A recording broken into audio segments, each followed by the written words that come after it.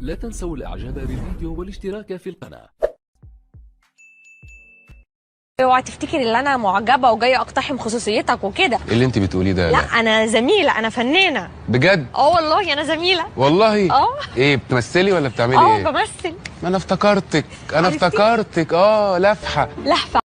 بكلمك مش بترد، مشغول. طب ما تقول. ما انا هو بقول. لا انت اتغيرت، ما بقتش تحبني، بعتلك على الواتساب ما شفتهاش. لا يا شيخ. والله اكدب ليه؟ عشان ما بقى.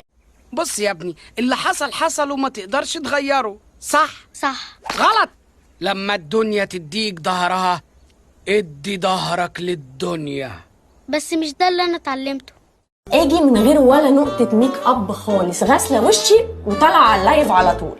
جالي كومنت دلوقتي من ام جنى بيقول انت ازاي لسه صاحيه من النوم، انت حتى ميك اب يا كدابه. والله يا ام جنى واضح ان انت عندك مشاكل كبيره قوي مع بشرتك لدرجه ان انت مش مصدقه ان في حد صاحي من النوم كده. لا يا حبيبتي، انا غاسله وشي ومش حاطه حاجه خالص. الحل الوحيد بقى مع ام جنى اللي احنا نعمل لها بلوك يا ام جنى.